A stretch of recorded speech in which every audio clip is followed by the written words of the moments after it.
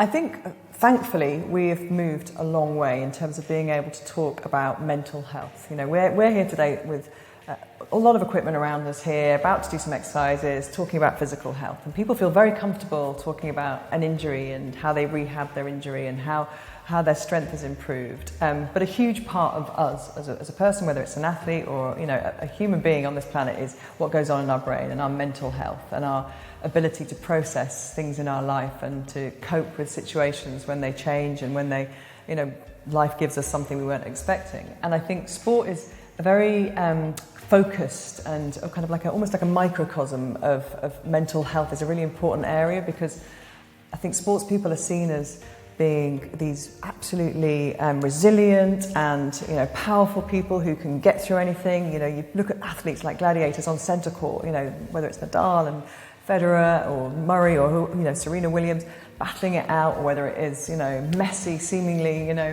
oblivious to any other player on the pitch with his brilliant skills. We think of them as just being absolutely rock solid. They're like granite, nothing can affect them. And I think about 15-20 years ago, when a few sports people started to talk about their struggles with mental health, and I remember Marcus Trescothick talked very candidly about his journey and wrote a book about it, and about his absolute complete dislike of touring and how that affected him.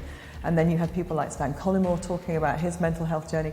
And at the time there was still a kind of, oh, hang on a minute, you're a really successful sports person, you earn a lot of money playing sport, you can't complain, you're not allowed to moan, you're not allowed to.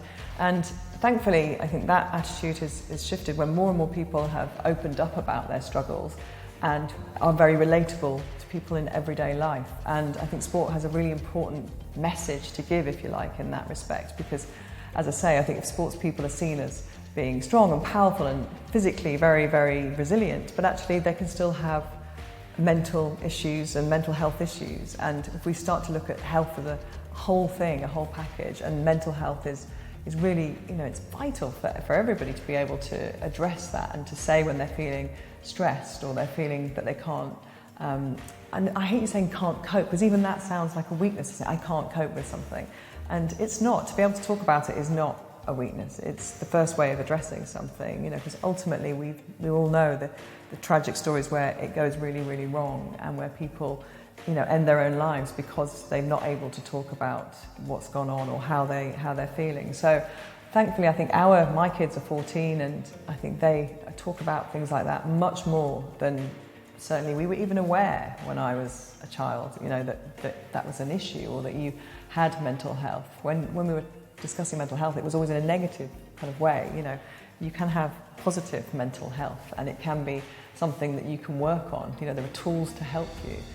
Certainly, I know my own mental health is better because I exercise. And last year, 2 years ago, the London Marathon's main charity was to do with mental health, and it was the Royals had their mental health charity, was the overarching charity. And what was really powerful there, and I heard so many stories, was how running and exercise had given people a chance to just address their mental health issues. They'd used running or they'd used exercise instead of, and it's not always the case, but instead of resorting to tablets or resorting to another form of treatment, they'd gone out for a run and found exercise had been the thing that got them better and got them to a better place.